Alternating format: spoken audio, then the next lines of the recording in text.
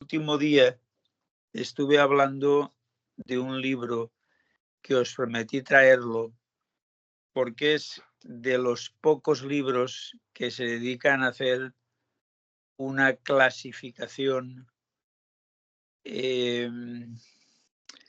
razonada y explicada de las enfermedades de acuerdo con el psicoanálisis, ¿no? Es un libro que está muy bien. Solamente tiene un problema y es que no está en español, está en italiano, pero bueno, ya sabéis que el italiano pues, es una lengua que se comprende, no es muy difícil, y es este libro que tengo aquí, el de Franco Lolli, el de Tra l'uno e l'altro, elemento de diagnosi differenziale in psicoanalisi.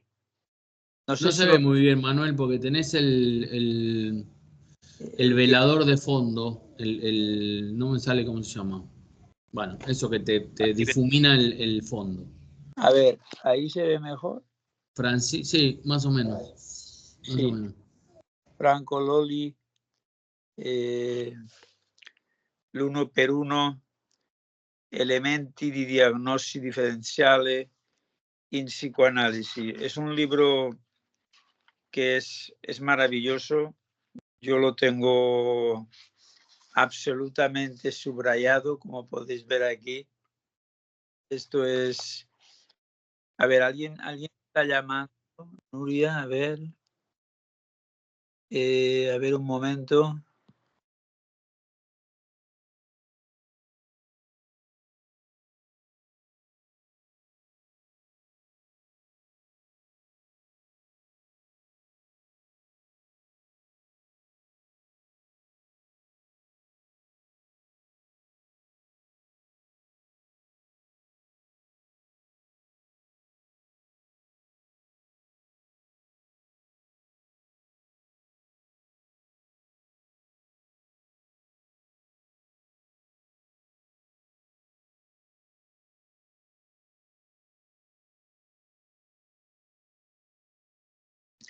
Lucas,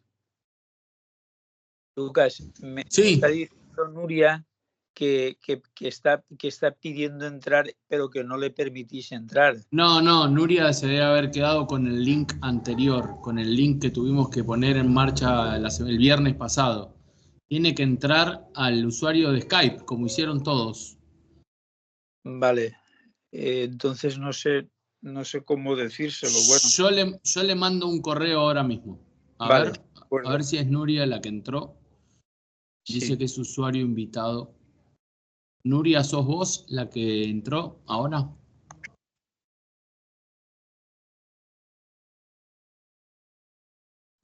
Bueno, independientemente, yo voy a mandar el correo ahora a Nuria para que haga clic. Sí. A ver. Vale. Ah, sí, es Nuria. Vale. A ver, perdón. Ahí salió que Joan expulsó Esquivalento. Ok, no hay problema. Nos quedamos tranquilos que sos vos. Vale. Ok. Joan dice, No, pero ahí está. ¿pasa algo aquí? No, porque decía que había expulsado a alguien de la llamada. En definitiva, no se expulsó. Ya. Adelante, Manu. Bueno, os estaba comentando lo del libro de Franco Lolli, que repito, es un libro poco conocido dentro del ámbito general a nivel mundial, pero es un libro que es muy importante. Yo os lo recomiendo. Es un libro que, insisto, no se consigue. En España se consigue sin mayor problema. Si no recuerdo mal, en Amazon también se puede conseguir, lo podéis conseguir ahí. Y bueno, no sé el precio que tendrá, no es muy gordo, es la ventaja que tiene.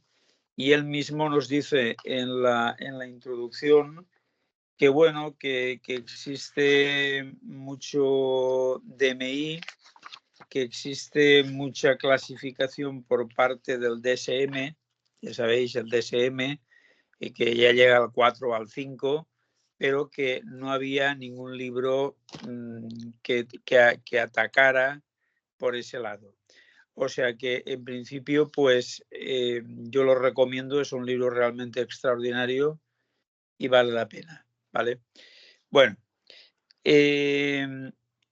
vamos a ver. Sabéis que en el grafo completo de Lacan, que lo vuelvo a poner aquí para que lo veáis en este grafo.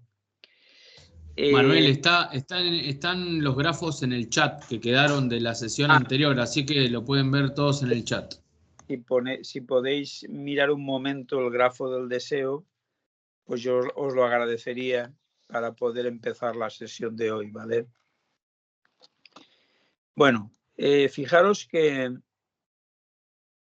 en ese grafo, como os dije el otro día, toda la parte de arriba corresponde al inconsciente, ¿no?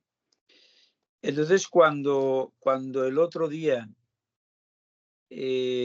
comentábamos lo de los significantes vacíos de sentido,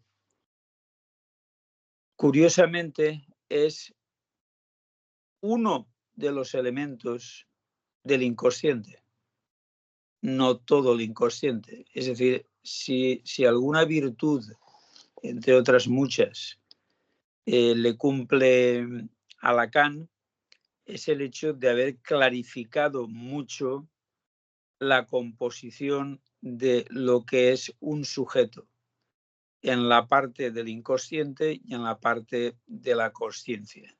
Y se puede decir que prácticamente la evolución de los seminarios es una evolución que ha ido paralela a la construcción de este grafo.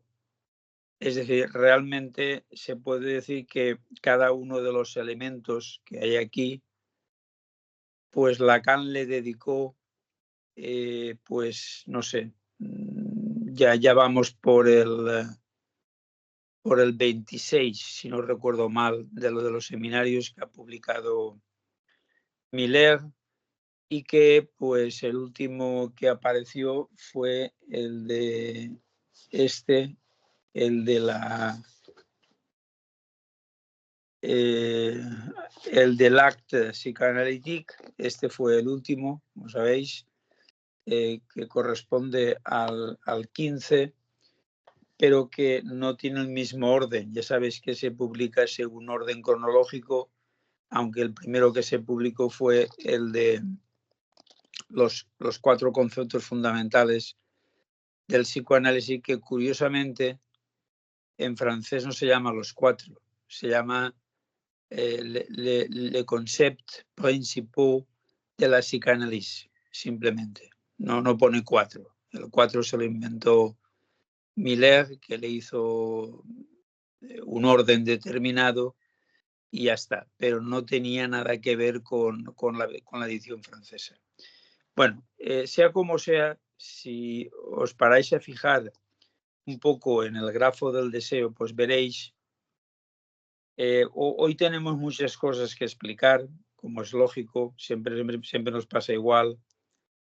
Él mismo le llama el grafo completo, el grafo del deseo, y así es, porque fijaros que tenemos, por una parte, al significante, en la parte izquierda tenemos al significante del otro. Ya sabéis que siempre la mención del otro es necesaria, porque bien trátese del lenguaje, bien trátese de una persona, bien trátese de lo que sea, siempre hay un otro presente. Ya sabéis que Lacan dijo aquello de que nuestro deseo es el deseo del otro. Esto es algo que es fundamental y que resulta muy importante tenerlo en cuenta. Lo que quiero decir con eso es que son 6 elementos, 1, 2, 3, 4, sí, 6 elementos organizados de una forma determinada, los que tenemos en la dimensión del inconsciente. Esto es una cosa que es muy importante tenerla en cuenta, sobre todo porque cuando eres analista te das cuenta inmediatamente de esa presencia, ¿no? Bueno, tenemos por una parte el significante del otro. Ahora luego explicaré por qué aparece la barra encima del otro, o sea, lo primero que haré, que va en dirección a ese elemento que aparece con la S barrada, el rombo y la D de demanda. Esa es la pulsión. El elemento S barrada dentro de un paréntesis, losange y la D de demanda, eso representa la pulsión, que es un elemento central en lo que vamos a ver hoy. Vale, debajo del significante del otro faltante tenéis la fórmula del fantasma, esa S barrada articulada con la A, ¿no? Hoy hará aparición estelar el objeto A, por fin, porque es un tema que tenemos que tratar. Y luego tenemos en la parte derecha, tenemos la D pequeña que representa la D de deseo, el deseo. Por tanto, tenemos ubicados lo que son los 4 elementos, ahora me refiero a los otros dos, los 4 elementos, digamos, centrales de la parte del inconsciente. Significante del otro faltante, he dicho que ahora mismo voy a explicar por qué hablamos de faltante. Tenemos la pulsión, que es la parte derecha, tenemos el fantasma, que lo tenemos en la parte de abajo, y tenemos el deseo inconsciente. Bueno, esto nos preocupa a todos porque está claro que si el deseo es inconsciente, pues no sabemos realmente lo que deseamos. Esto es una cosa que tenéis que tener presente. El deseo lo desconocemos hasta que a través del análisis pues lo podemos hacer aflorar, vamos a decirlo así. Pero a mí esto siempre me ha llamado la atención, esto de que el deseo permanezca inconsciente, porque uno siempre dirá aquello de que ¿y si me he equivocado de la persona con la que estoy viviendo? Porque se supone que, que tengo el deseo ahí puesto. Pues no, el deseo no está ahí puesto. Y casi mejor, ¿sabéis? Porque lo que se desea inconscientemente es algo más bien tremendo. Bueno, sea como sea, tenemos ubicados los 4 elementos del inconsciente y ahora vamos a hablar un poco de los que están en el inicio de lo que va en dirección contraria, que es el goce, por una parte, que lo tenéis ahí en la parte izquierda, y por otra parte tenemos la castración, ¿no? Fijaros cómo hay una línea que va del goce a la castración, atravesando el significante del otro faltante y atravesando la pulsión. A ver, el otro día, no sé si recordáis que en el momento en el cual colocábamos el primer grafo en el plano infantil, decíamos que la castración era un elemento esencial. No sé si os acordáis que lo dijimos, ¿no? Que la castración es de alguna manera aquello que nos permite ser seres sociales. En caso contrario, no podríamos serlo, ¿no? Por tanto, la castración, que tiene varios sentidos, que hace referencia a algo imaginario, en el caso del sujeto infantil, que bueno, que yo sepa, a nadie, a ningún niño le han cercenado el pito, ¿no? Realmente, por tanto, la amenaza de castración funciona en el plano imaginario, eso lo sabéis. Y digamos que la castración, pues, es un elemento que merecería otro seminario larguísimo, y viene en efecto del goce. Por tanto, digamos que tenemos ubicado ya los elementos que participan en el inconsciente. Entonces, de alguna manera, vamos a dejar de lado hasta cierto punto la parte de la conciencia porque en la parte de la conciencia, aunque podríamos hablar también mucho de la fase del espejo, de la cuestión del otro minúscula, etc. Bueno, por tanto, vamos a tratar de situarnos en ese plano del inconsciente para proseguir lo que dijimos el último día. Bueno, la primera pregunta que habría que responder es ¿por qué Lacan representa el otro barrado? O sea, esa barra que hay sobre la A, ¿qué quiere decir? ¿No? ¿Qué significa? Bueno, eso lo que quiere decir es que el otro, y ya sabéis que Lacan al final dijo que el otro no existe, esto es una cosa muy llamativa, habría que explicarla también. También habría que decir que, por cierto, luego el otro día di un seminario sobre la cuestión de la sexualidad en Lacan y se me olvidó explicar la cuestión de por qué Lacan dice que la relación sexual no existe. No lo expliqué. O sea, tampoco nadie me lo preguntó, así que bueno, pues no sé, pues no existe. Bueno, esto a la gente que practica la masturbación, esto le consuela. Eso de decir que la relación sexual no existe, porque bueno, pues ya que no existe, pues ya qué más da. Bueno, ¿por qué dice, por tanto, el otro que es faltante? ¿Por qué el otro aparece con la barra? Bueno, vamos a ver. El otro aparece con la barra porque nosotros partimos de una demanda, de una necesidad, que en realidad nunca es satisfecha, ¿no? Hay un momento en este libro del Seminario 5 donde Lacan pregunta si realmente la satisfacción y la demanda coinciden en algún momento. Y él dice que no. No hay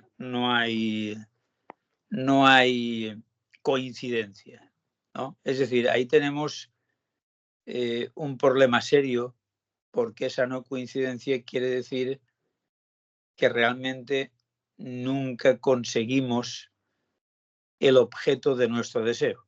Esto es algo que hay que tener en cuenta. Y entre otras razones, no lo conseguimos porque el otro jamás actúa de forma que nos puede dar el todo que él representa. Digamos que desde Hegel, ya sabéis que Lacan toma la idea del otro de Hegel, cuando Hegel dijo aquello de que la conciencia se forma gracias al otro. Esto es una cosa que tenéis que saberla. El primero que dijo esto fue Hegel. La conciencia se forma gracias al otro.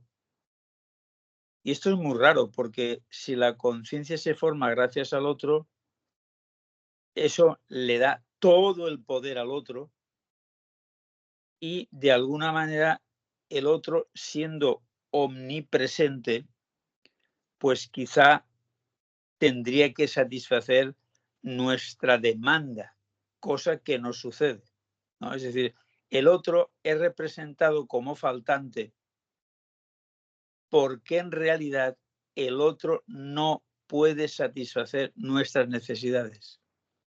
Es por eso. Fijaros que yo no sé si aquí hay alguna persona que sea religiosa, no lo sé, me imagino que no. Pero bueno, las personas religiosas saben mucho de esto.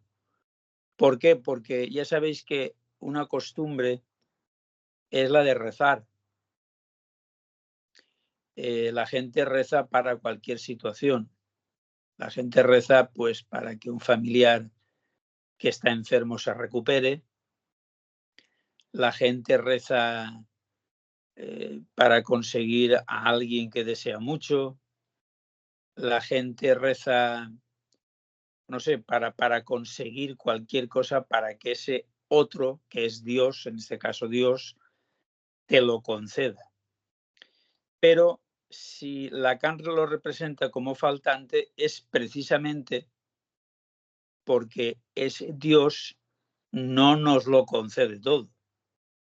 Es decir, tú puedes rezar 3000 Padre Nuestros para que una persona se ponga bien, se ponga sana, y esa persona va y se muere.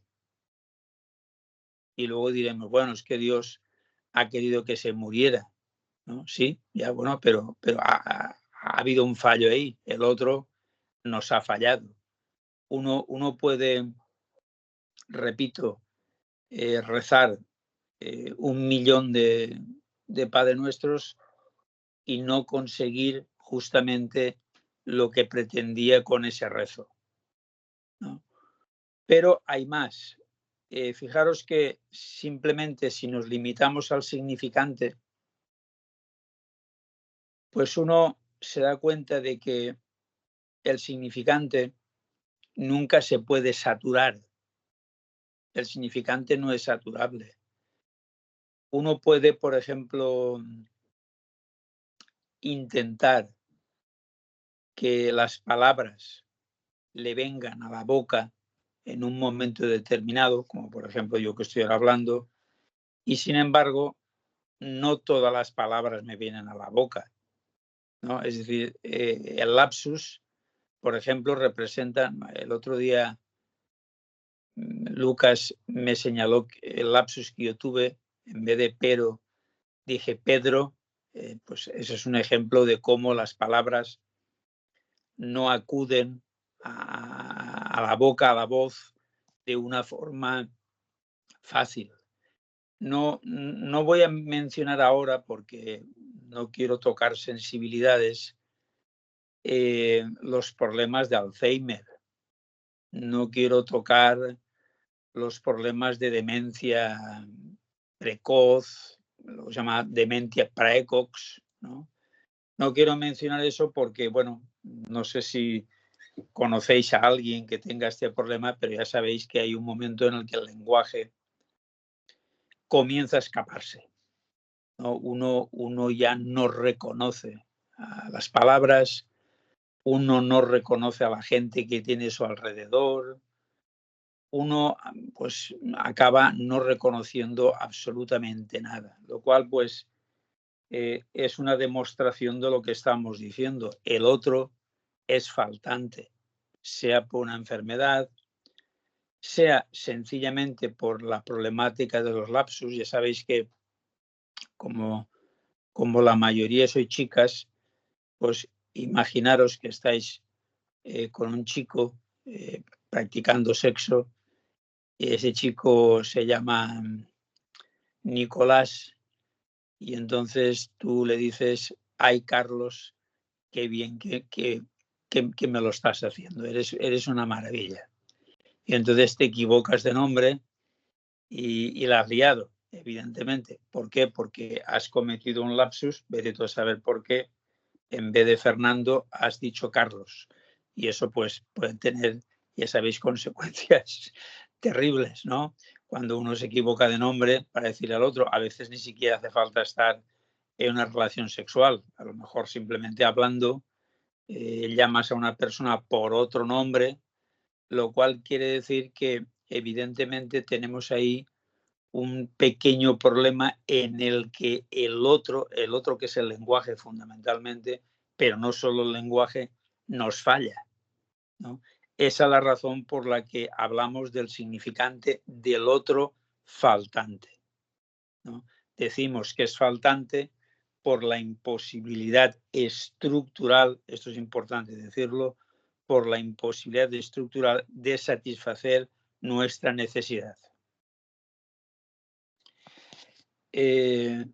Fijaros que, a ver si encuentro una fórmula que hay aquí que Lacan pone en operación. Vamos a ver.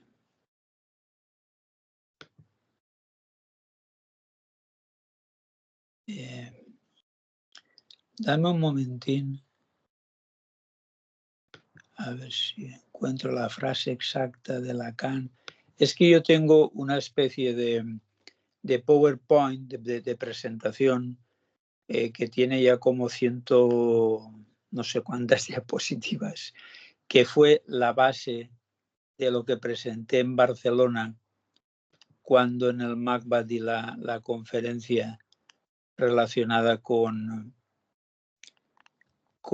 Lacan, justamente, ¿no? Entonces, pues bueno. A ver. Sí, mira. Es la relación que hay entre necesidad, demanda y deseo, ¿no? La relación entre necesidad, demanda y deseo. Bueno, esa fórmula significa lo siguiente. Significa que el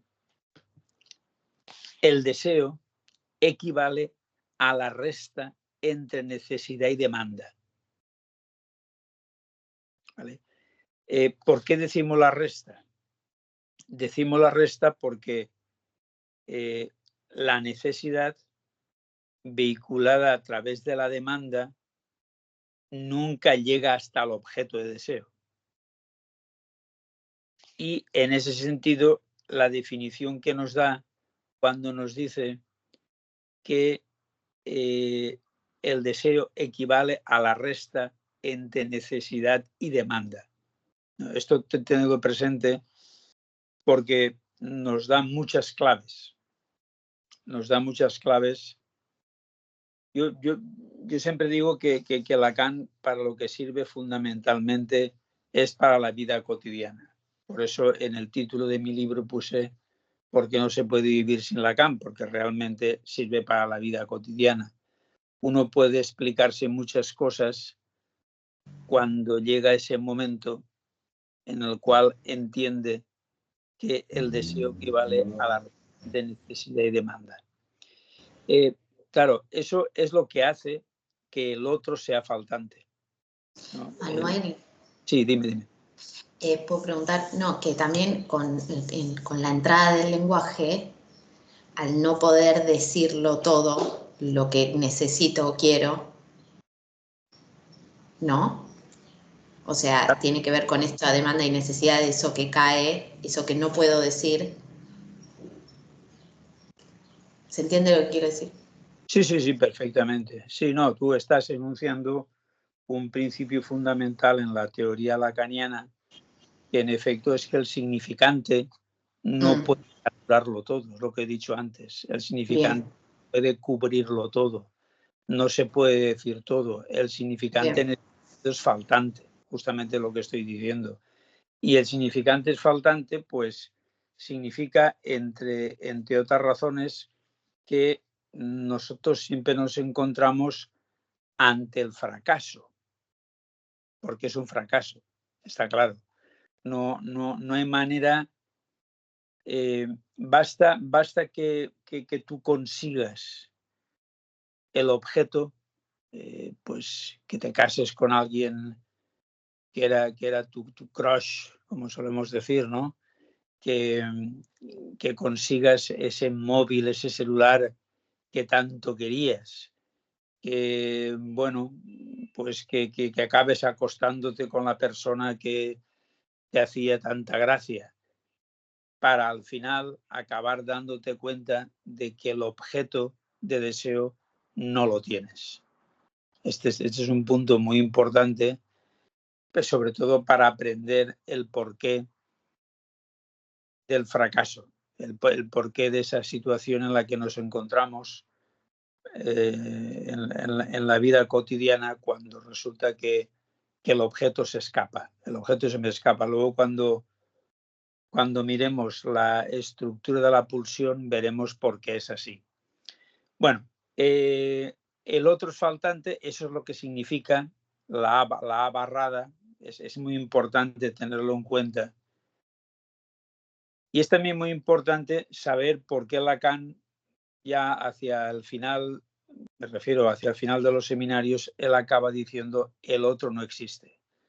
Esto puede parecer contradictorio debido a que si el otro es aquello que constituye nuestra conciencia y nuestro inconsciente en clave hegeliana, ahora resulta que el otro no existe. Entonces uno tiene una cierta tendencia a armarse un lío, ¿no? Pues cómo es que el otro de repente no existe, cómo estás diciendo que el otro no existe si el otro resulta fundamental para la formación de mi conciencia. Es una cosa un poco rara, pero hay que tener en cuenta siempre el contexto en el cual Lacan dice las cosas. Es igual que cuando dice que la relación sexual es imposible. Bueno, pues eso también tendríamos que explicarlo para saber exactamente qué significa. Bueno, sea como sea, ya tenemos claro, por tanto, qué es eso del otro faltante. Yo creo que es un tema también muy amplio,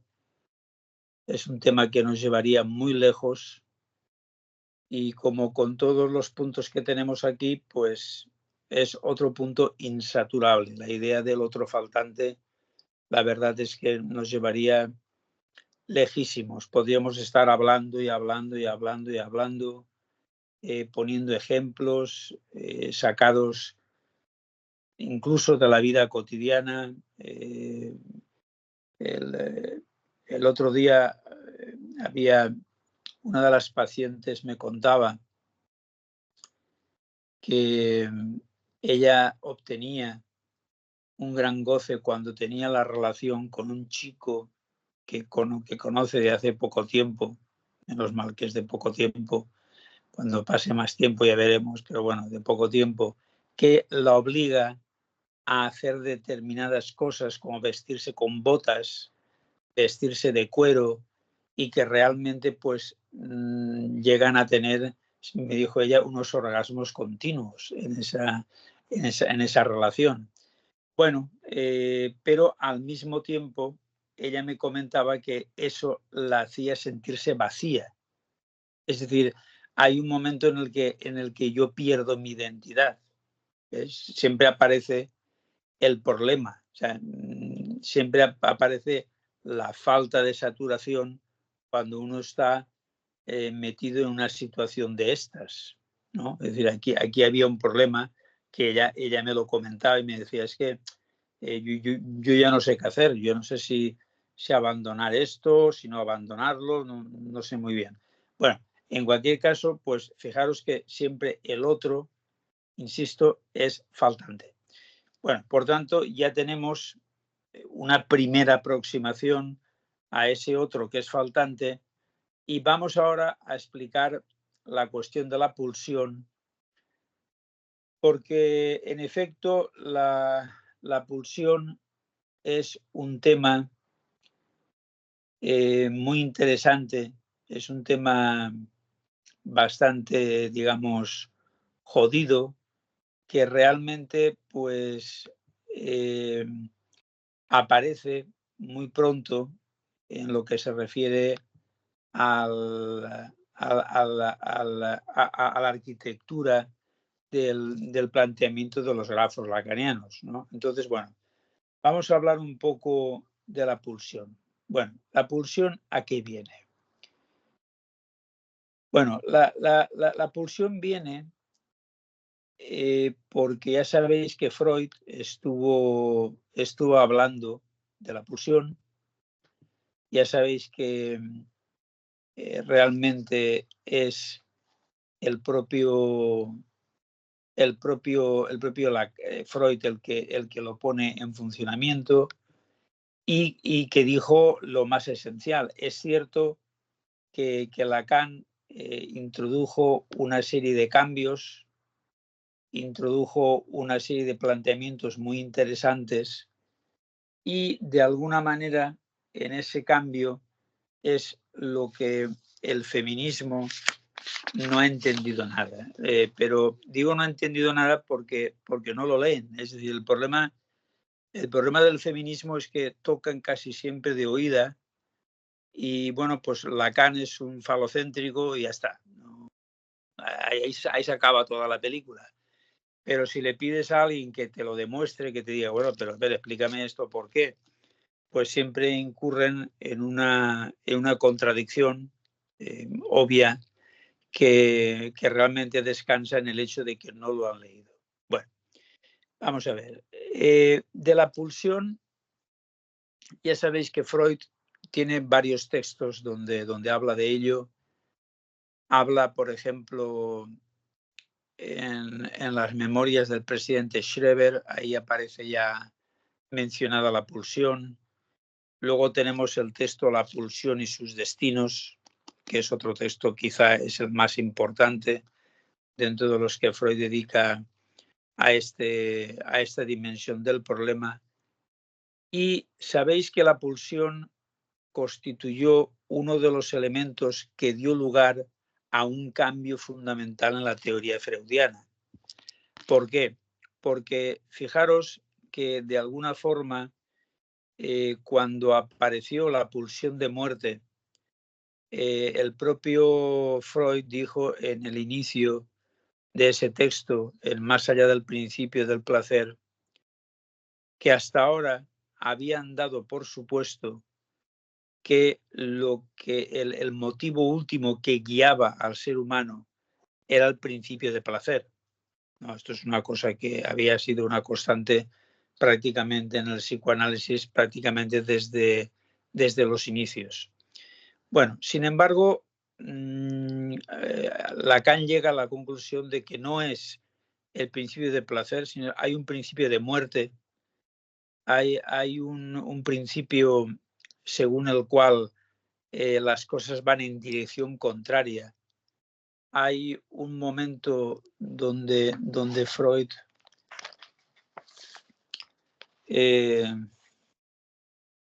nos dice aquello de que una pulsión sería entonces un esfuerzo inherente al orgánico vivo de reproducción de un estado anterior. Esta es la definición que da Freud.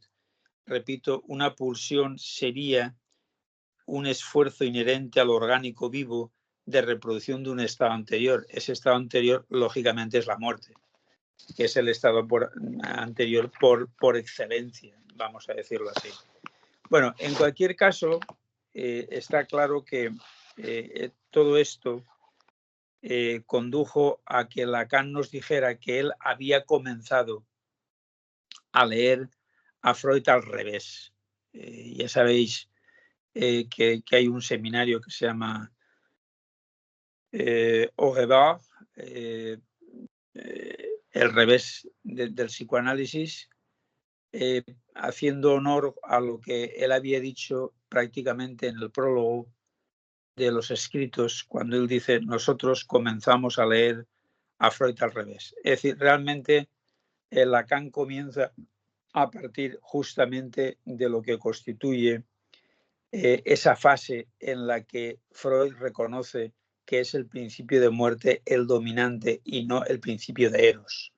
Ese contraste cambió completamente la tópica freudiana, la llevó a una especie de callejón del que muchos se dieron la vuelta. Es decir, está claro que ese momento fue un momento terrible porque ya sabéis que la historia del psicoanálisis estuvo llena de rupturas, se acababan las asociaciones, nacían otras, el contraste con Jung, el contraste con Adler, el contraste con Ferenczi, pues fue toda una historia que narra muy bien Elisabeth Roudinesco en su libro sobre la historia del psicoanálisis en Francia, que realmente es una historia del psicoanálisis. Yo no sé para qué puso en Francia, pero bueno, porque el énfasis está puesto en Francia, pero bueno, en cualquier caso es una historia del psicoanálisis y uno ve claro ahí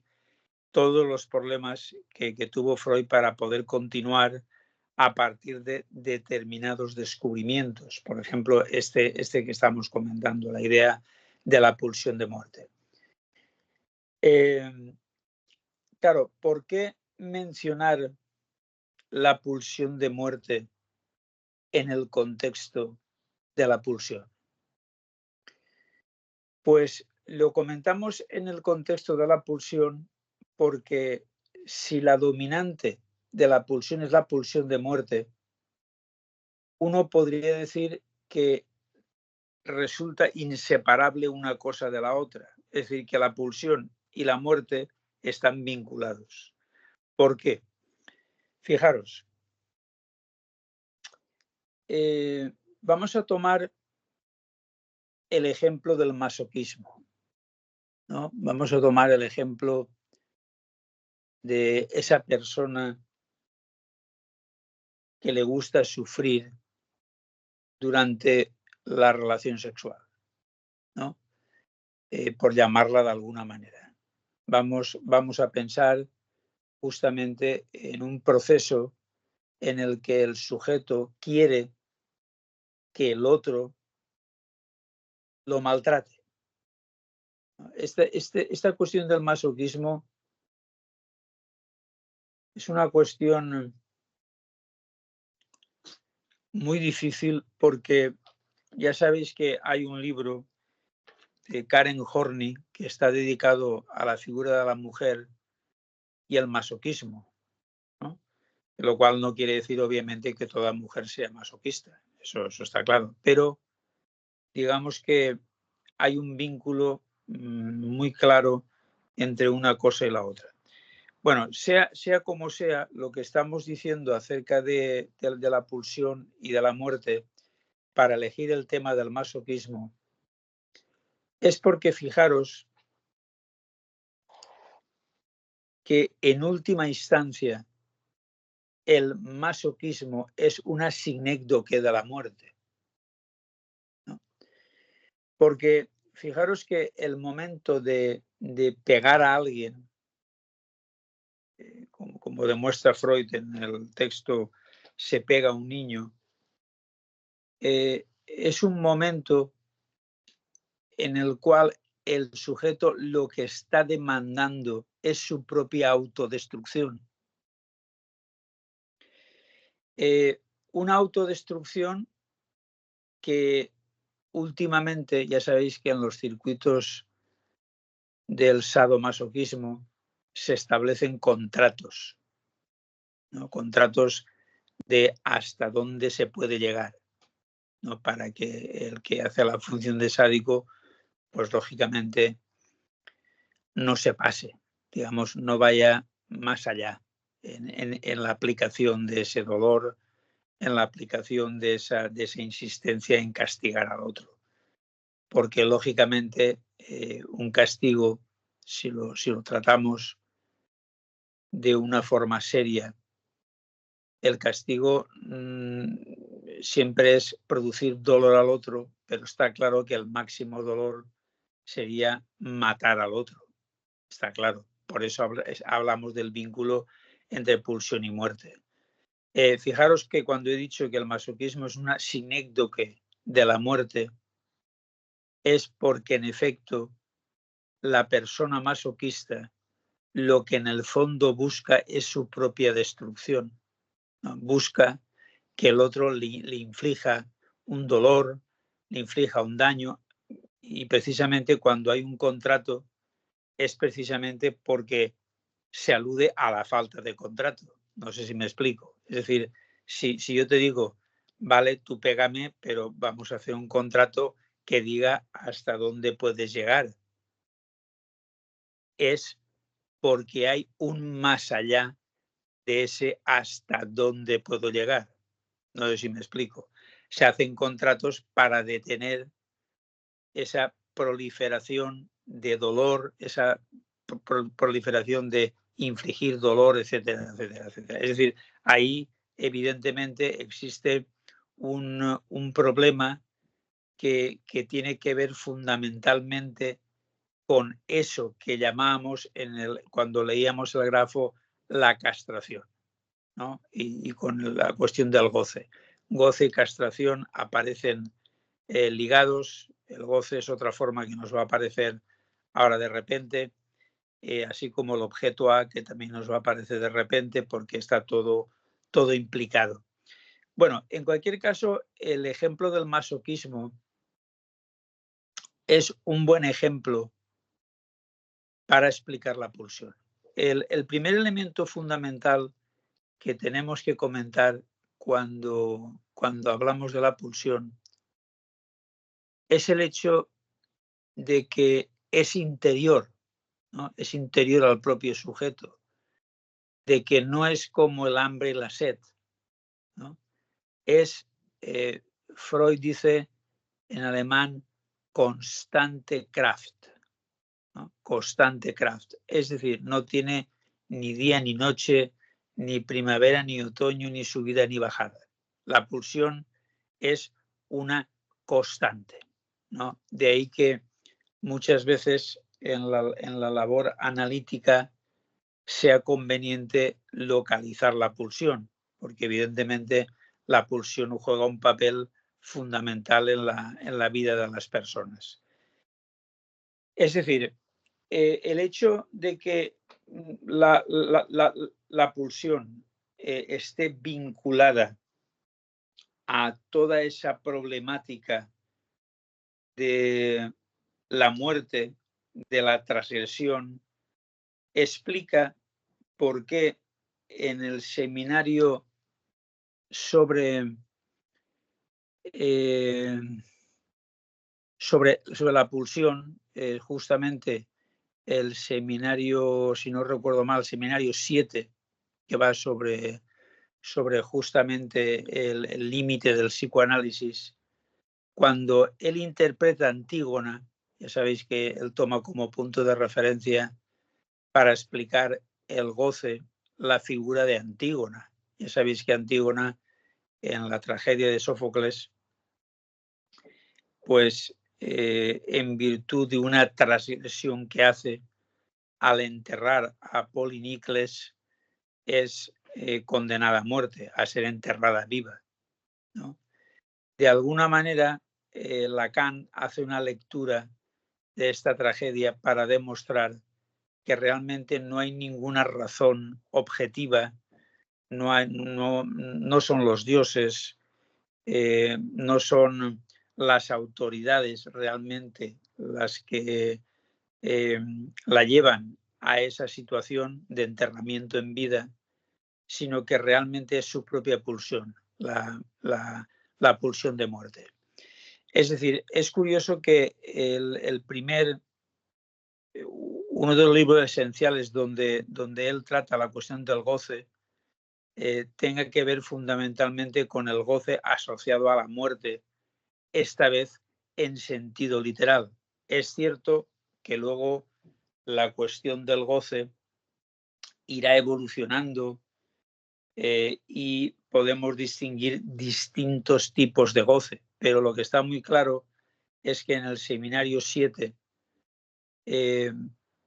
Lacan asocia la cuestión de la pulsión con la cuestión de la muerte.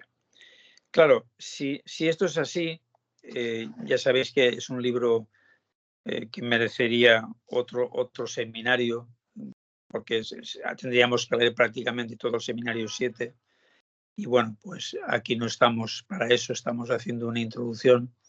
Pero es verdad que en ese seminario Lacan carga mucho las tintas en torno a lo que constituye esa cuestión del goce, ¿no? De cuestión del goce como vinculado a un proceso de muerte, ¿no?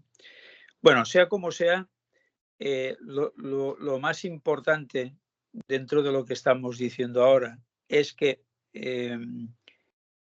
tanto Freud como Lacan distinguen una serie de elementos que forman parte de la pulsión. Es decir, la pulsión es un montaje, dice Lacan, un montaje, lo dice en el seminario 11, en los 4 conceptos fundamentales del psicoanálisis, dice realmente la pulsión es un montaje donde podemos distinguir básicamente 4 elementos, que son los que distinguía Freud. Lo que podemos llamar la presión, lo que en alemán Freud llama Drang, la presión. Podemos distinguir la fuente, podemos distinguir el objeto y podemos distinguir el fin. Y presión, fuente, objeto y fin, no necesariamente en ese orden. Es decir, el orden se podría alterar. Representa algo que, desde el punto de vista lacaniano, introduce el significante en la pulsión. Por eso tenemos en el algoritmo de la pulsión la S barrada, esa barra que cuando veis la barra, mirad el grafo del deseo, siempre significa el significante que aparece articulado con la demanda. Pero con un análisis un poco más detallado de la cuestión de la pulsión, vamos a describir cada uno de estos elementos. Vamos a hablar un poco de la presión, vamos a hablar de la fuente, vamos a hablar del objeto y vamos a hablar del fin, ¿no? Como una forma de que tengáis claro qué es cada cosa. Insisto que el orden es alterable, no sigue necesariamente ese orden. Bueno, en principio la presión, eso que Freud denomina Drang, en la presión se trata de una tendencia a la descarga motivada por una excitación proveniente del interior.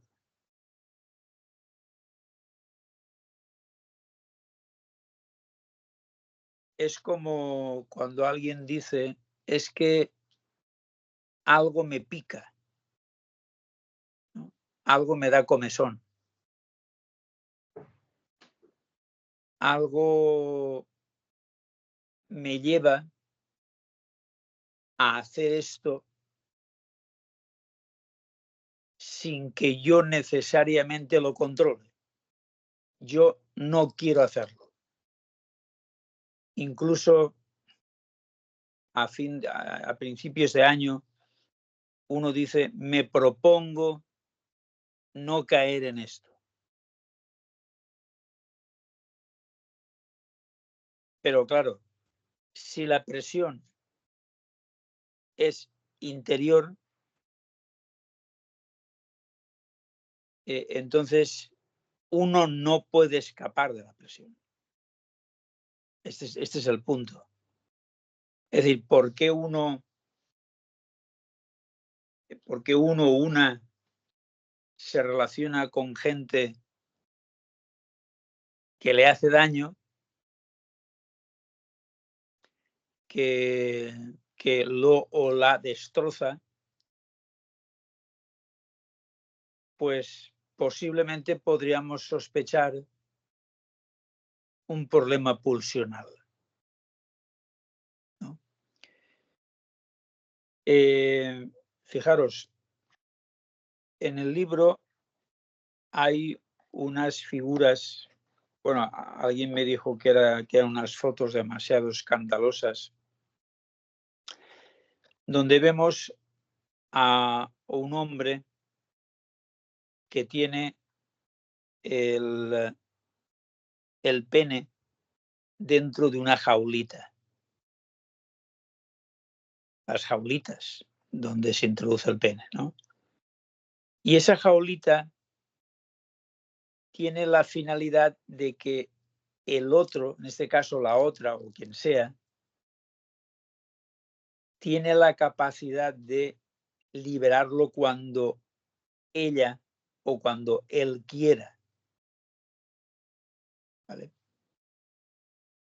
Ese él o ella quiera supone que si el pene está dentro de una jaulita,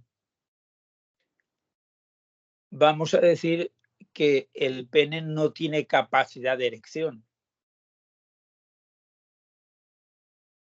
Está claro, porque la jaulita impide eso.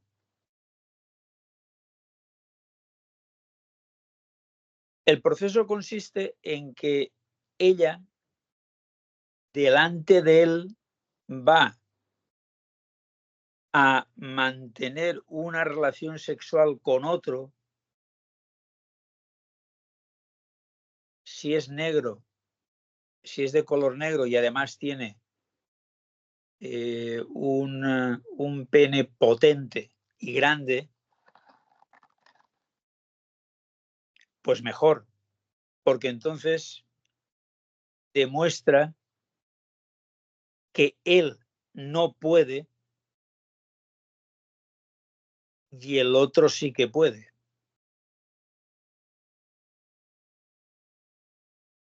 Lo más curioso del caso es que quien domina al sujeto que tiene el pene dentro de la jaulita, esa especie de jaula que hay, domina también la posibilidad de placer del otro, ¿no? Es decir, tiene un control absoluto porque, por ejemplo, dice, pues una vez al mes te quito la jaula y te puedes masturbar. Y curiosamente, y aquí es donde viene el punto fundamental del que estamos hablando, la eyaculación del sujeto que tiene el pene dentro de la jaula se produce en el momento en el cual ella experimenta el máximo placer con el otro.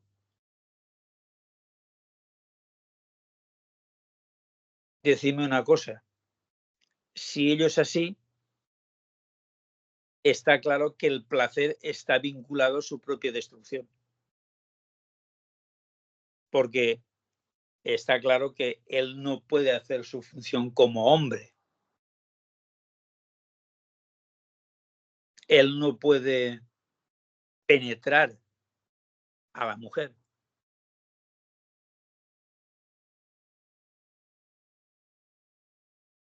Este es un ejemplo de masoquismo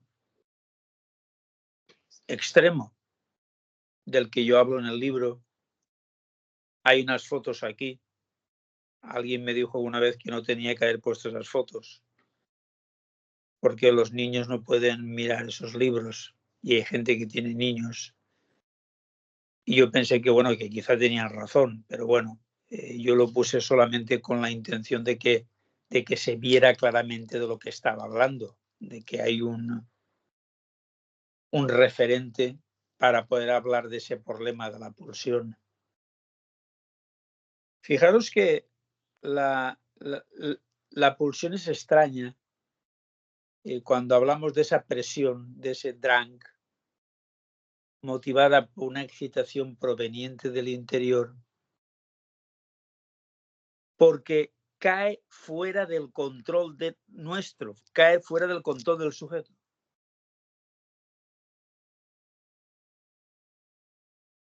El sujeto se muestra impotente ante esa tendencia.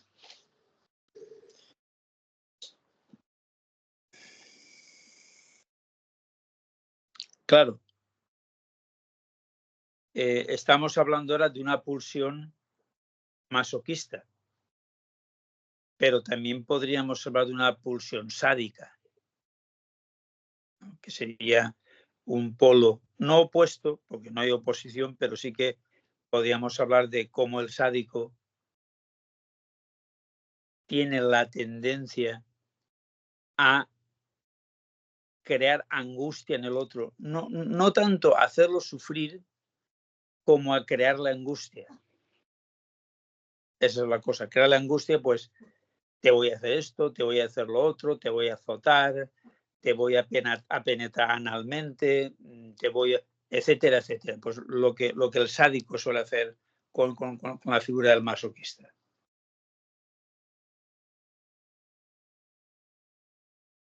Fijaros que el sadismo,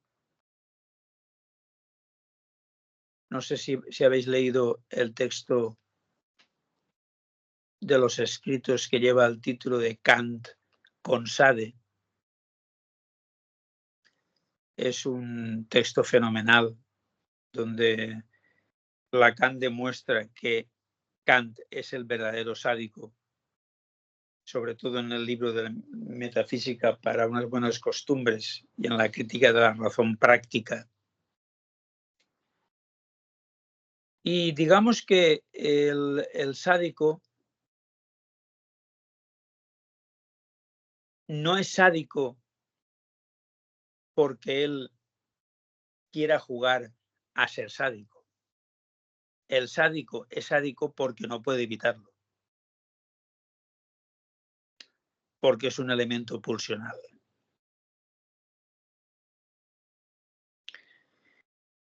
Por eso, cuando nos encontramos con todas esas formas actuales que hablan del gas light,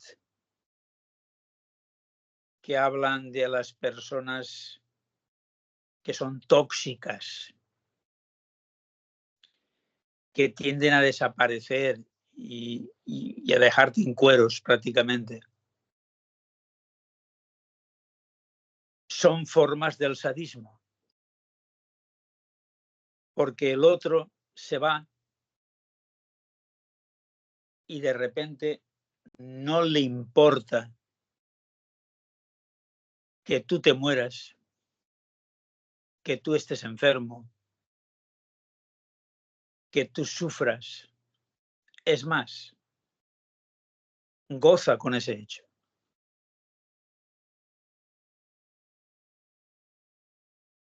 No sé si me explico.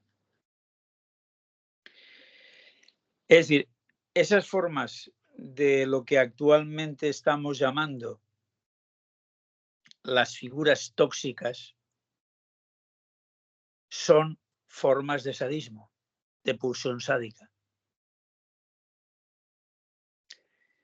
Fijaros que estamos hablando de presión en la dirección del masoquismo y dirección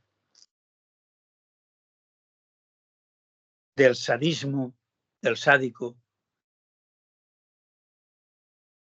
para explicar que realmente, y como he dicho antes, la pulsión cae fuera de nuestro control. La única manera de poder domesticar, vamos a decirlo así, domesticar. Fijaros que no digo solucionar, digo domesticar. La pulsión es mediante el psicoanálisis. El cognitivismo, el conductismo no saben ni lo que es. No pueden afrontarlo. Es así de claro. Bueno, sea como sea, daros cuenta de que hasta ahora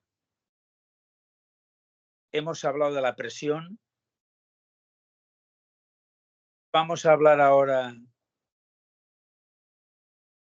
del fin, el segundo elemento que tratamos de la pulsión, del fin.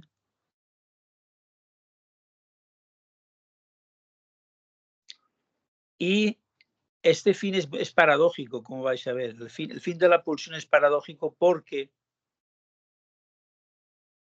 la satisfacción de la pulsión implica la descarga. Pero, y aquí está lo fundamental, no en la copulación con el objeto.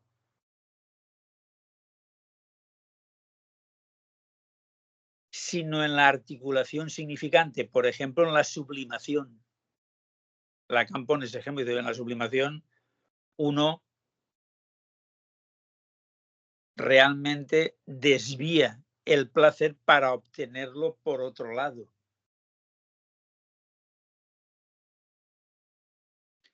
Ahora bien, si yo lo obtengo por otro lado, Lacan se pregunta, entonces, ¿estoy seguro de que cuando copulo estoy copulando? Porque realmente, si ese no es el objetivo y la sublimación me da la misma satisfacción, pues ya me dirás.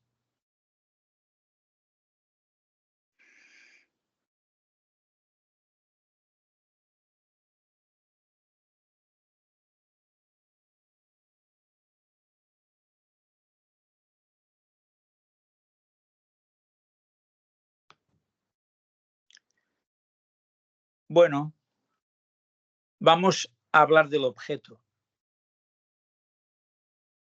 del tercer elemento.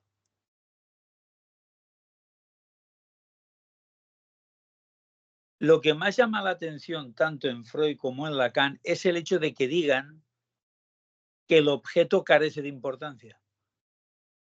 Esto es alucinante.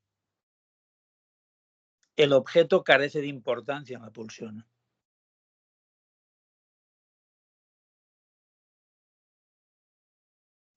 Por eso dice,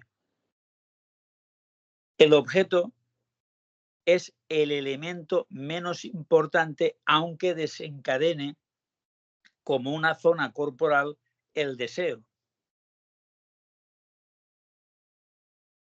Pero, por ejemplo, la pulsión autoerótica, en definitiva la masturbación, se las arreglan muy bien sin el objeto.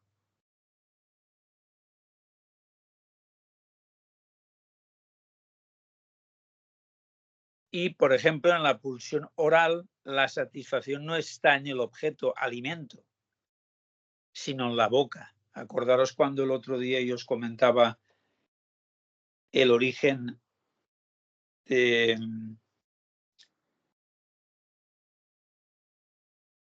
esa problemática en la que un sujeto se niega a comer, ¿no? Acordaros que yo os decía, el problema es que la necesidad es doble. Es necesidad de afecto y necesidad de alimento. Pero si se consigue alimento a costa del afecto, entonces ya no se quiere. Todos los procesos bulímicos, anoréxicos, evidentemente giran en torno a esta problemática del objeto. ¿Cuál es el objeto? Bueno, digamos que el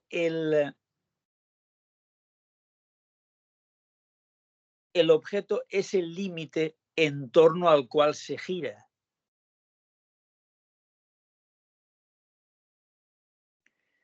Como truco, dice textualmente Freud, como truco del que se sirve para realizar su trayecto. Es decir, la pulsión se satisface retornando a la zona erógena de la que partía.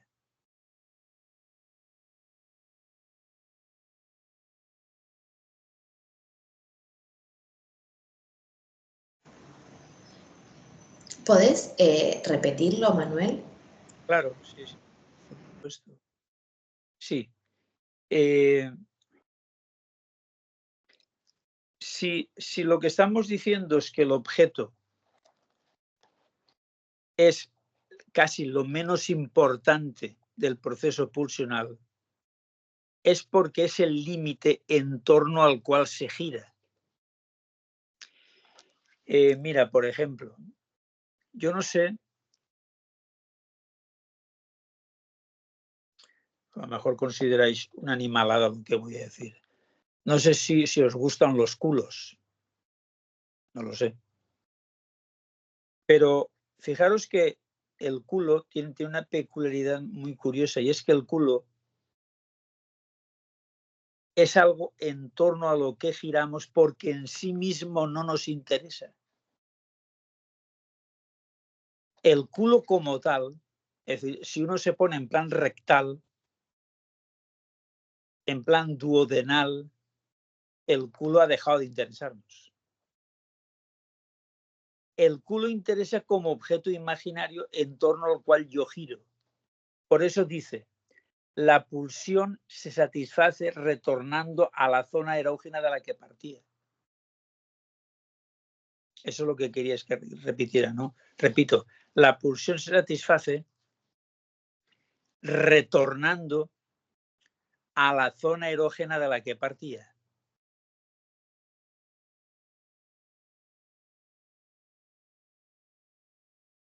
Exacto. Ahí tenéis bueno, ese no es exactamente el ejemplo que pone Lacan. Ahora lo veremos. Bueno, no sé si lo veremos porque yo no lo puedo mostrar. Me refiero al elemento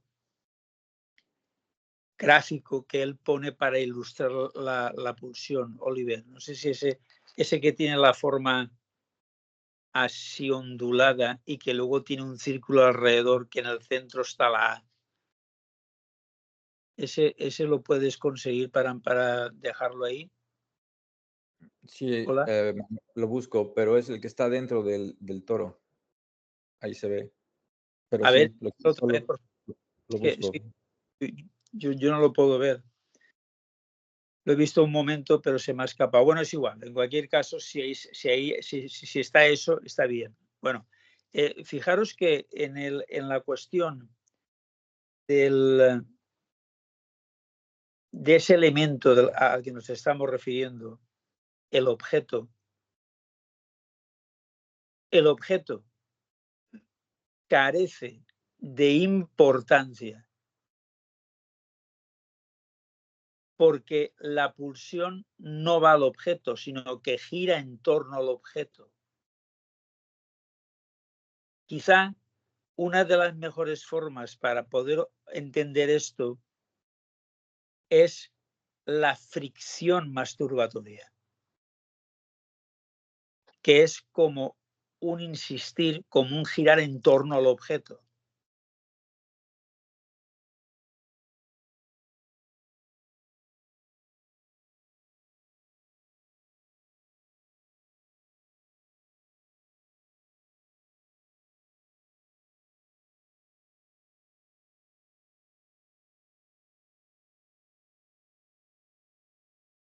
Bueno, vamos al último elemento que tenemos que tratar, que es la fuente.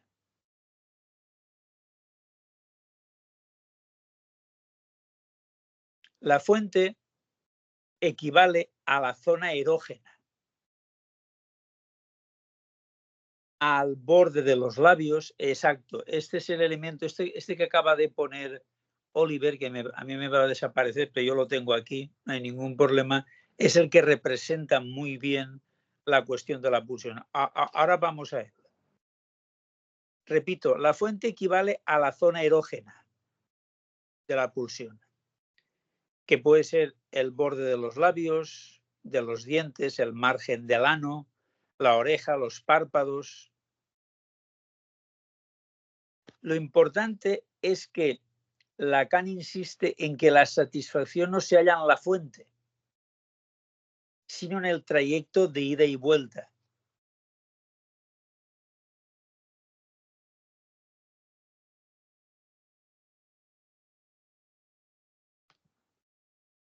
Si os fijáis en el...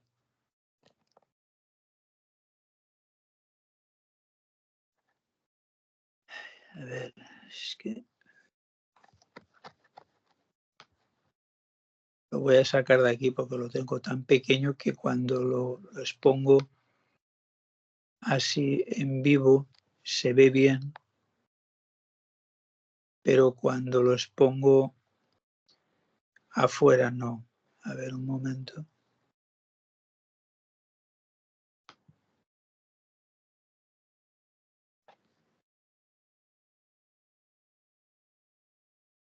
Es que lo tengo muy pequeñito el esquema. Y como no tengo acceso al... Está en el chat, Manuel, solo abre el chat y ahí va a estar y lo estamos viendo todos. Pero el chat, ¿dónde se abre? Es que yo tengo aquí algo que no sé, a ver, toco aquí. Ahí tienes como 3 puntos que dicen más, ahí debe estar el chat. Abrir chat. Ah, sí, mira qué bien, ya lo tengo. Fantástico. Bueno, pues sí, en efecto, el toro estaba representado, para que yo no lo había visto en una primera ojeada, pero sí, este esquemita que tenéis aquí, si os dais cuenta, integra los 4 elementos de los que hemos hablado. Tenemos la fuente, tenemos la zona erógena, tenemos el objeto, tenemos la satisfacción y tenemos la A en el centro. Fijaros que la A aparece ahí arriba del objeto, y daros cuenta de que si Lacan lo representa de esta manera es para explicar justamente lo que estábamos diciendo nosotros. Es decir, que realmente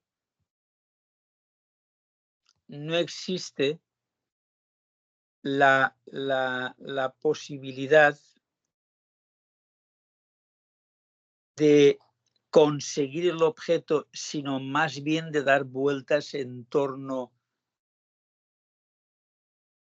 a él.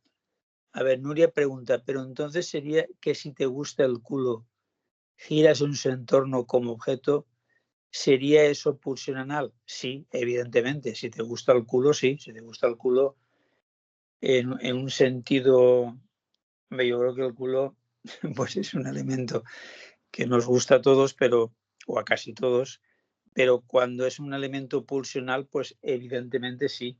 Sí, claro. Bueno, en cualquier caso, a lo que me refería cuando os ilustraba esto mediante el esquema que pone Lacan, es el hecho de que, fijaros que el objeto es aquello en torno a lo cual se gira, tal y como marca el círculo que tenemos ahí. Ese círculo no tenéis que concebirlo de una forma pasiva. Tenéis que concebirlo de una forma activa, es decir, eso da vueltas. Y da vueltas en torno al objeto, por eso el objeto está en el centro, inalcanzable. El hecho de que se llame objeto es lo que lo conecta con el A, con el objeto A. ¿Vale? Bueno, el objeto A tiene dos sentidos fundamentales. Voy a ir a la llamada. Sí. Uy, ahora me veo muy cerca, como si estuviera casi a punto de comeros. En fin, bueno. No sé si esto es normal. ¿Me veis así con la cara en primer plano? ¿O me veis así más alejado? No, se te ve alejado. Vale. Es que me veía tan en primer plano que digo, bueno, van a pensar que me estoy comiendo a la gente. Bueno, fijaros, el objeto A, dice Lacan que se lo inventó él. No es verdad. O sea, del objeto A habla Lacan. Freud no habla de objeto A. Es posible que podamos encontrar elementos en Freud que apunten en dirección del objeto A, pero en principio no habla del objeto A. Es Lacan el que se lo inventa, ¿no? El que lo textualiza, el que le da una forma determinada. Bueno, vamos a ver. Voy a tratar de explicar esto de la mejor manera posible para que acabemos de entender la cuestión de la pulsión. Vamos a ver. El objeto A tiene dos formas. Una es el objeto A y otra es la A. ¿Vale? Objeto A y A no es lo mismo, como han observado algunos teóricos.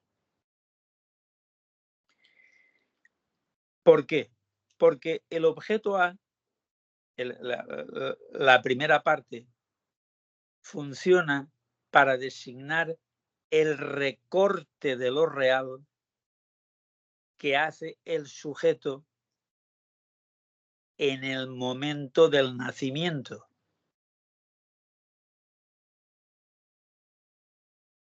De forma que hay determinados elementos como el pecho de la madre que funcionan como objetos transaccionales que pueden conectar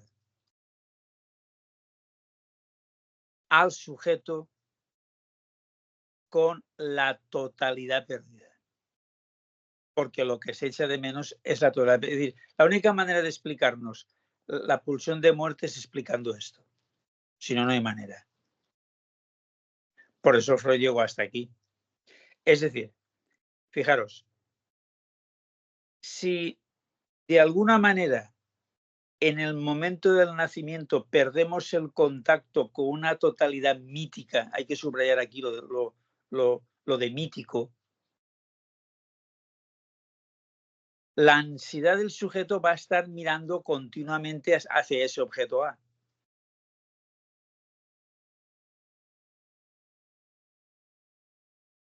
Por tanto, repito, el objeto A es un recorte de lo real que el sujeto se lleva consigo.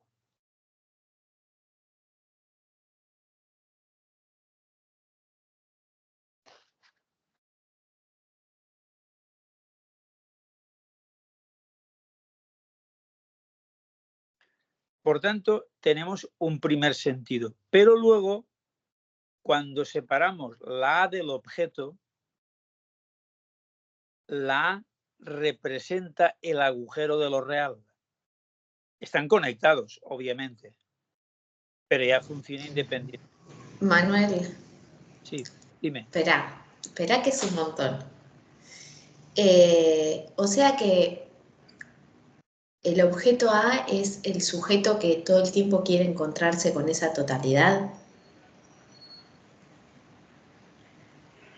Ajá. Pero no la va a encontrar, como es obvio. Claro, claro.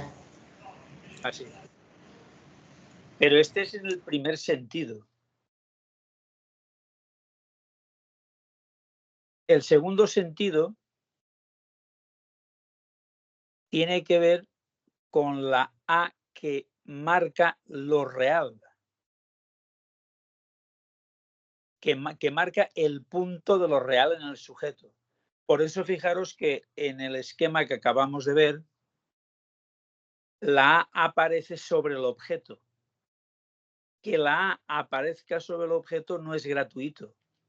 Aparece sobre el objeto porque giramos en torno a ello, que es lo que marca el círculo que hay debajo. Es decir, no es gratuito que Lacan en este esquema de la pulsión vuelva a la idea de objeto A, aunque separándolos. Objeto está abajo y la A está arriba.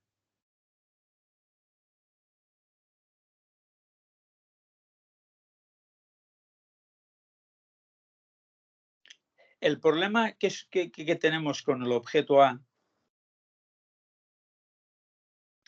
es, por una parte, su complejidad y, por otra parte, lo que podríamos llamar el hecho de que resulta ambiguo el objeto A y la A, porque está muy claro, la A se separa del objeto A. Y de hecho, si miráis de nuevo el grafo del deseo, si volvéis un momento a ello,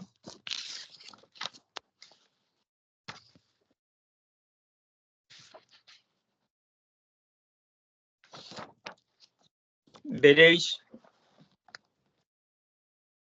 que los momentos en los que aparece la A es en el fantasma, en la fórmula del fantasma, la S barrada articulada con la A, y aparece luego en una especie de cruce, en línea, digamos, transversal, en la IA, ya en la parte de la conciencia, donde aparece como A, ahí ya no aparece como objeto A. ¿Me explico? Sí, ahora ya me veo normal. Sí, esto ha cambiado.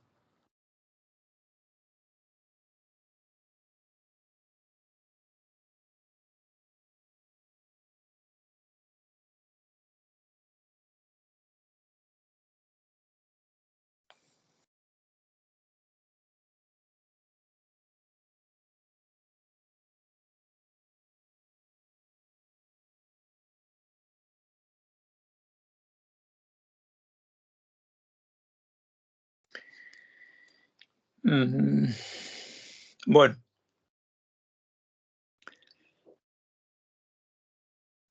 Está claro que llevamos un tiempo hablando de los elementos de la pulsión. Yo creo que hemos tratado de clarificarla hasta cierto punto, en la medida en que se puede clarificar. Y me llama la atención, en el libro mantengo una discusión con Brownstein, porque Brownstein dice que la pulsión no se satisface.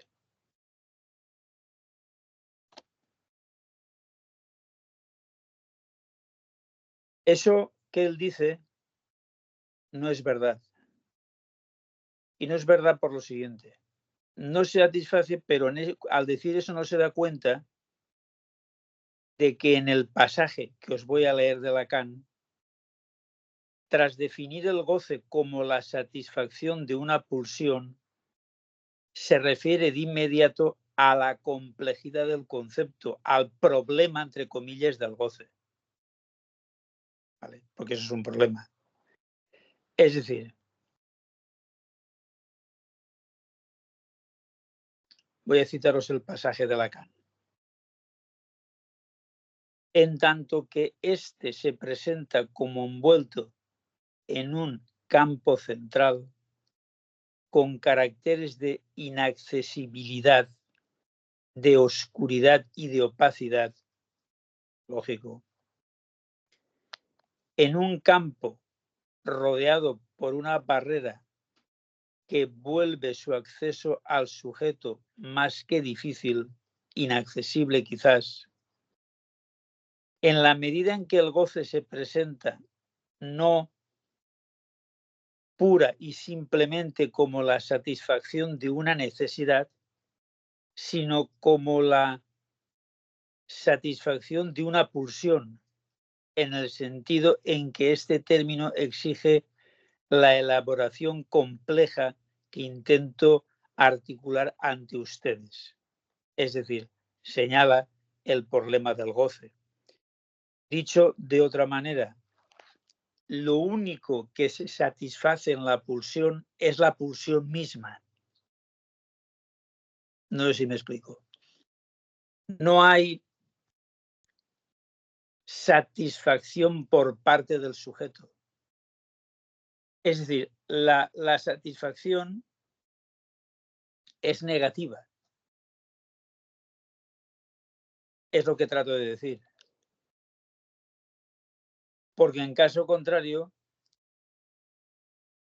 cuando Lacan asegura que el único alcance de la función de la pulsión para nosotros es poner en tela de juicio este asunto de la satisfacción, una de dos. O en el pasaje citado incurre en una contradicción, que es la que percibe Brownstein, o quiere decir otra cosa, que es lo que yo apunto. ¿Vale?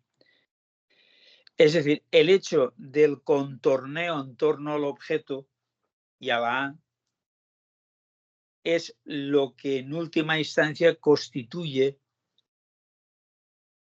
el fin de la pulsión. Ese es el punto donde de alguna manera tenéis que quedaros. Nótese que cuando se trata del objeto de la pulsión, Lacan, siguiendo muy de cerca el texto freudiano, afirma que el objeto de la pulsión, lo que persigue, lo que de conseguirlo supondría la satisfacción de la pulsión, resulta totalmente indiferente. Más bien le da la vuelta, lo contornea.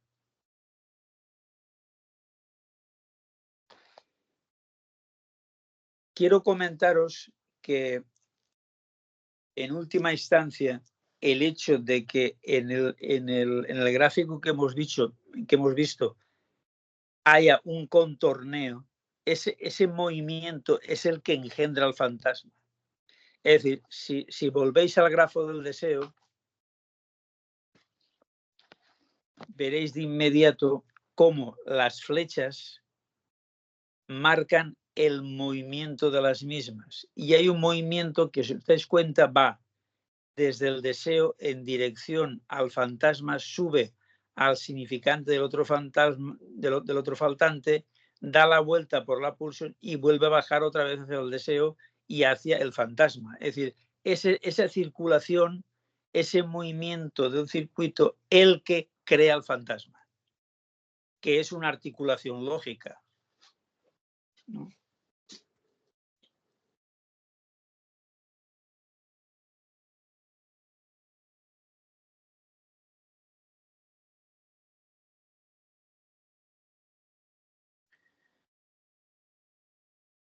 Bueno, yo creo que vale la pena, no sé si os parece, que detengamos la exposición, mi exposición, para que vosotros o vosotras podáis hacerme preguntas o dudas. Y yo sé que me dijo Agustina el otro día que estaba en proceso de asimilación de la cosa, pero bueno, yo creo que podemos abrir una especie de debate o de preguntas para aclarar cosas, porque evidentemente está claro que aquí tenemos un problema bastante grave, que es el que Lacan trata con el nombre de pulsión. Así que bueno, si queréis hacer preguntas, pues vamos a ello. Hola Marina, bienvenida. Hola, buenos días. Entré un ratito, pero de todas maneras escucho la grabación. Muchas gracias. Sí, está claro, gracias a ti. Bueno, pues vosotras me diréis. A ver. Bueno, qué concepto difícil el de la pulsión. Como que Sí. por momentos siento que lo agarro y se me vuelve a ir. Lo que no terminé de entender mirando el grafo del deseo, cómo se articula la pulsión o el grafo anterior con el fantasma.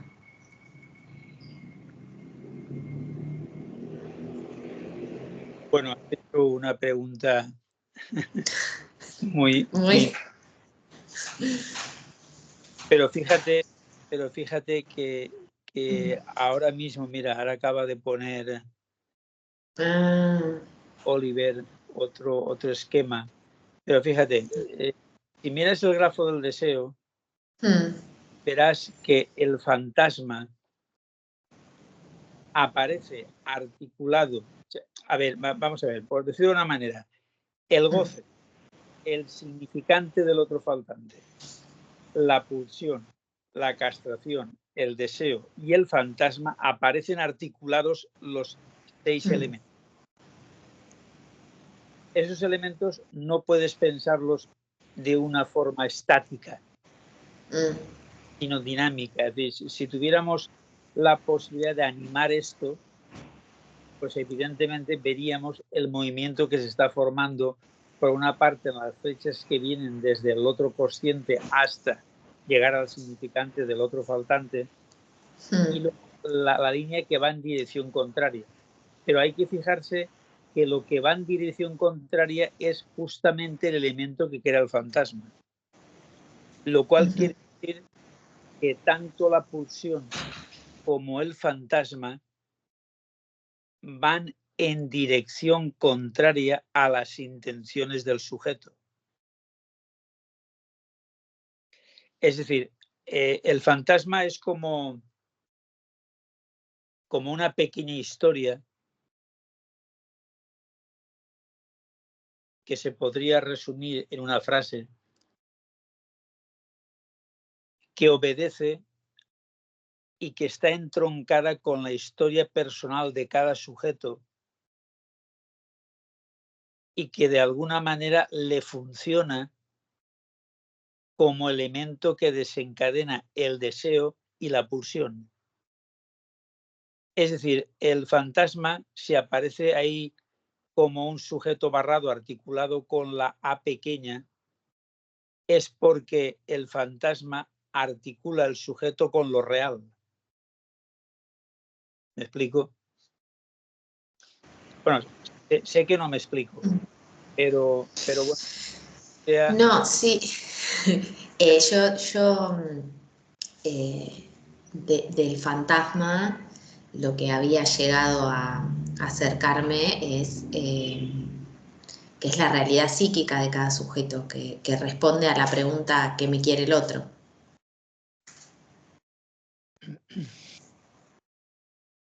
Sí, lo que pasa es que ese que me quiere el otro Sí.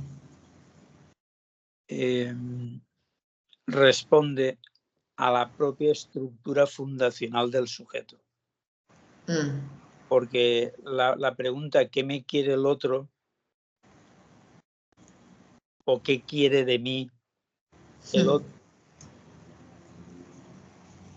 Está formado precisamente por el hecho de que nuestro deseo es el deseo del otro. Es por eso que hacemos la pregunta ¿qué quiere de mí?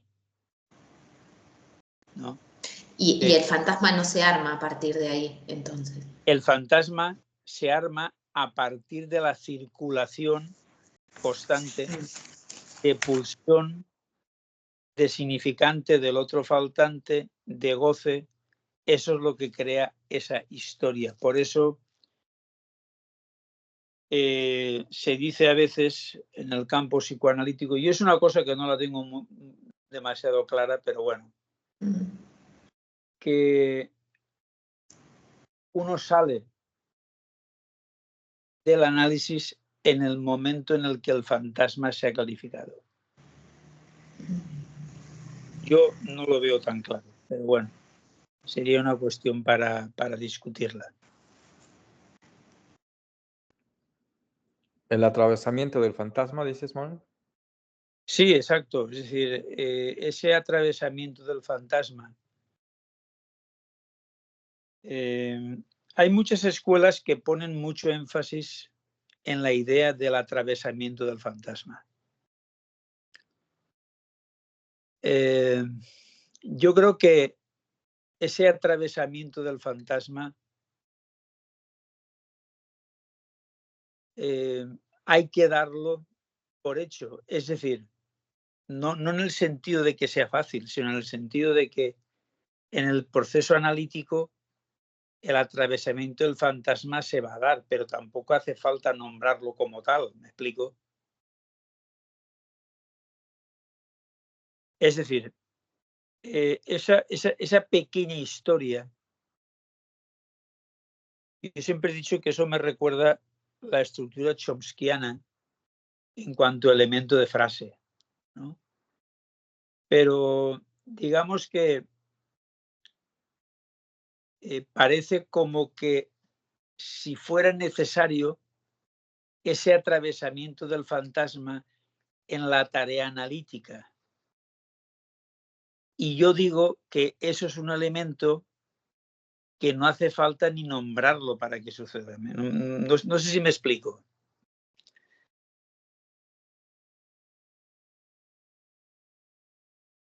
Sí, es como un pleonasmo, ¿no? Como que está implícito el atravesamiento del Sí, fantasma.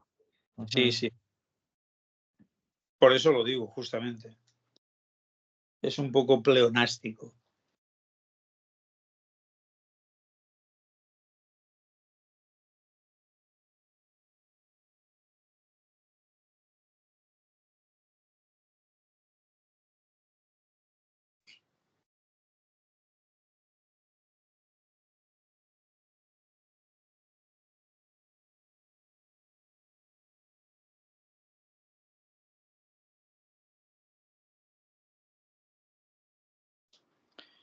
Bueno, más cosas.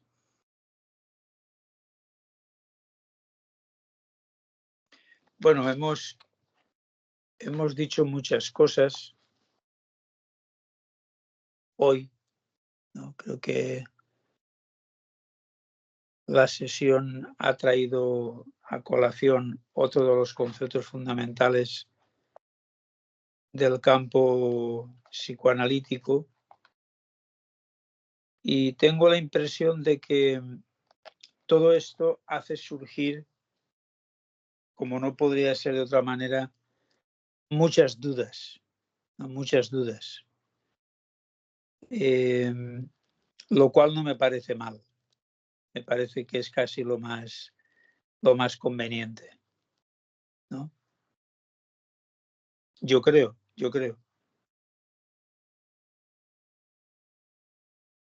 Es decir, aquí la claridad del todo,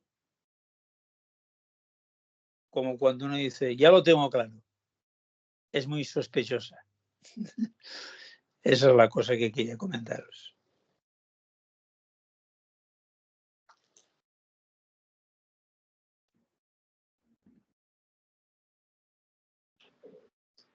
A ver, Oliver. Manuel, estuvo sí, muy interesante dime. esta parte del recorrido que hiciste de Freud en cuanto a...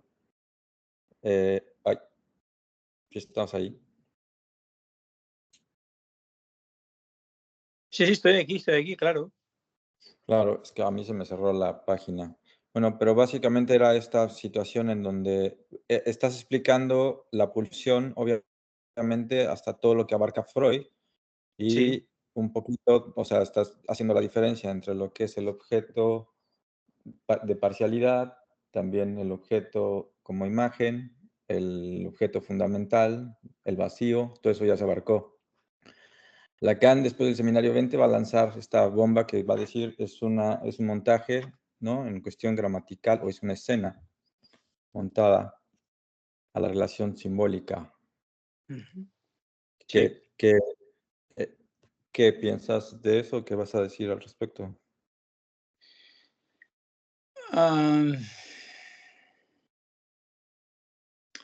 Yo creo que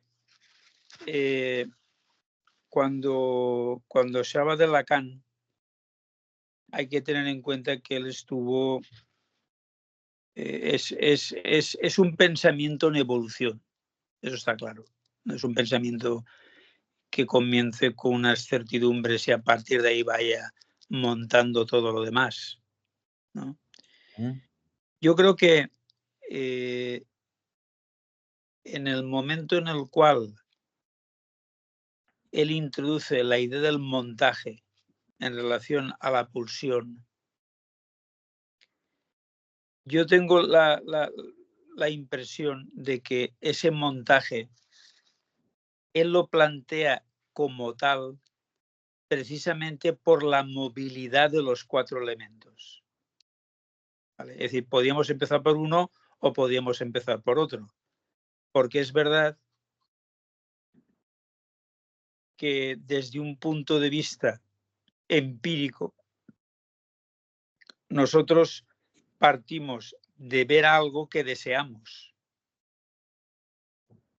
Pero a veces buscamos lo que ver o lo que desear. ¿Vale? En ese sentido, yo creo que esa idea de montaje, que como tú dices fue una revolución, que va acompañada además de toda la cuestión de la pulsión de muerte, ¿no?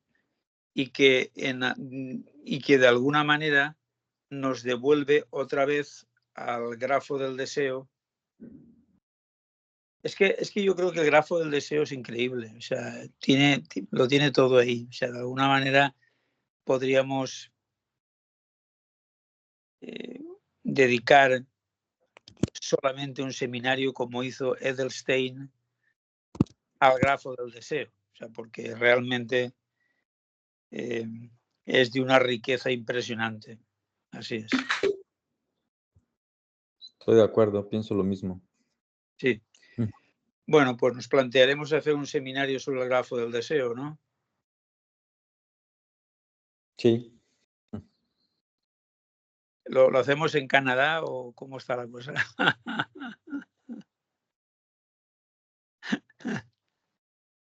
Bueno. Listo, Acá sí, vente, esencial. en México se come más rico. Mejor acá, en México. Sí, en México voy a ir finalmente. Voy a ir ahora la primera semana o la última de noviembre, la primera semana de diciembre es cuando voy. Así que pasaré las Navidades ahí. Ah, qué bien. Pues Sí. acá entonces hacemos este seminario, comiendo rico. Eso, venga. Bueno, no sé si Oliver está de acuerdo, pero Oliver se pasa la vida en México, así que bueno. Sí, sí, nos vemos por allá. Si van a estar por allá, por supuesto, por ahí los veo. Oye, deben estar baratos los billetes Canadá-México, ¿no? Sí, en esa época está un poquito más alto, pero sí, no es tan, es accesible. Okay. Está más barato que irse a Barcelona, claro. Hombre, está acá. Sí, es verdad, es verdad. Bueno, pues no sé, chicos, si no queréis plantearme ninguna cuestión más.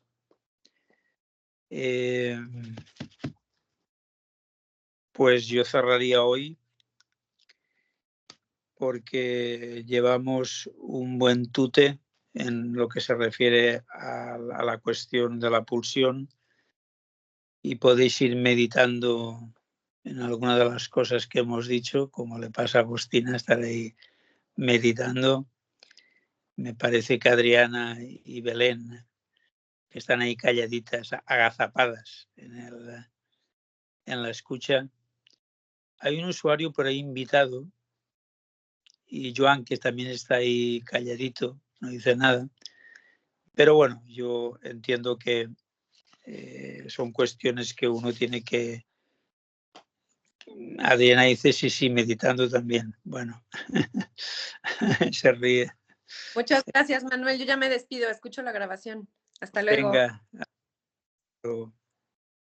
Nos vemos. En puñetes me ficat, dice Joan. No entiendo la expresión. Yo soy catalano hablante, pero la expresión no la conozco. No sé. Bueno. También mencionaste que a lo mejor se hacía un seminario sobre castración. Eso sería muy interesante porque Sí. pienso que dentro del recorrido freudiano y todavía lacaniano se sigue enfatizando esa situación cuando es un término que sí causa un poco de conflicto, que no se haya introducido la progresión, ¿no, Manuel? Sí. Hombre, ¿sabes lo que pasa? Que cuando estamos en un seminario, a mí me empiezan a pasar por la cabeza seminarios, ¿no? Continuamente, y siempre digo, podríamos seminario sobre esto y sobre lo otro. Luego casi nunca se hace, pero bueno, pero sí estaría bien también, por supuesto. Claro. El de la instancia de la letra que habías dicho Sí, también. exacto. La instancia de la letra también. Estaría interesante. Sí, así es. Lo dije también el otro día. Sí. Porque podríamos, es que el problema con Lacan es que uno puede tirar por muchos sitios, ¿no? Eso es verdad. Bueno, chicos, pues os mando un saludo a todos. Muchas gracias por vuestra asistencia. Gracias, Manuel. Y seguimos, ¿de acuerdo? Dale, Bueno. nos vemos mañana. Gracias. Adiós. Gracias. Chao, chao.